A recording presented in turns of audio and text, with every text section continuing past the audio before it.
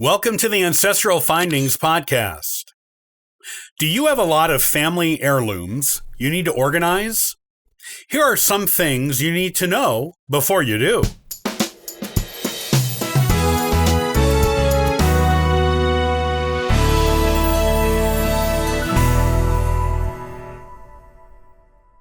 Do the people in your family give you genealogy heirlooms all the time? It is not unusual for the family genealogist to get the reputation as the one to go to when one needs to give away an heirloom when downsizing, and wants to make sure it stays safe and protected. And if this is you, you may find yourself with a house full of genealogy heirlooms before long.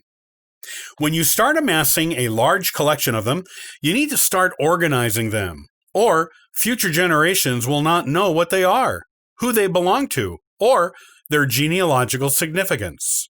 These are 7 things you need to know before you organize your genealogy heirlooms. Number 1, gather heirlooms into sections. The first thing you need to know is what heirlooms belong to what branches of your family. Gather all of your heirlooms in one place and then separate them into groups according to which branch of the family they belong to, using scraps of paper to keep track if you need to. Number 2, know the exact person who originally owned or made each item. You were probably told this when you were given the heirlooms.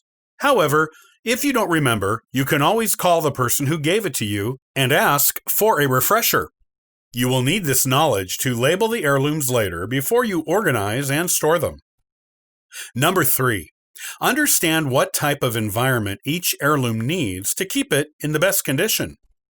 Some heirlooms can be kept out in the open and displayed on bookshelves or walls without damaging them. Others, such as textiles, paper, and extremely old antiques, may need special environments to keep them in good condition for many centuries to come. Understand the type of care each heirloom needs so you can arrange to store it properly. Number 4, know where you have room to keep the heirlooms where they won't be harmed. Look through your house for a space for the heirlooms you will not be displaying. Make sure there is enough room for everything without anything being crowded, and where they will be protected from the danger of being damaged. Keeping them out of the reach of small children and pets is important. Number 5, understand the need for inventory lists. You may be keeping many heirlooms that belonged to one person or one family branch in a special container. You need to put an inventory list in that container with a description and provenance of each item in it. You should keep a copy of this inventory list on your computer as well as an inventory list for heirlooms that are on display.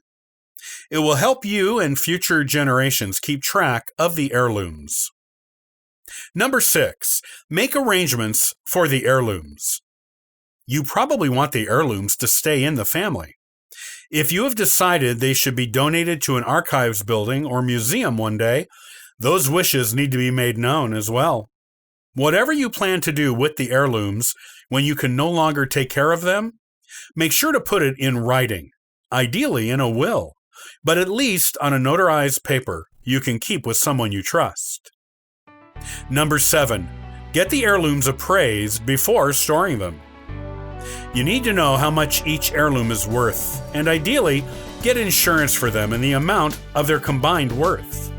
The money won't replace the heirlooms if something happens to them, but it will soften the pain of the loss and make sure you're compensated for it.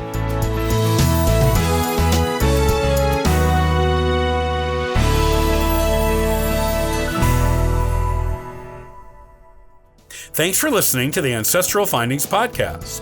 Looking for additional free genealogy resources? Visit ancestralfindings.com for more helpful information. Happy searching!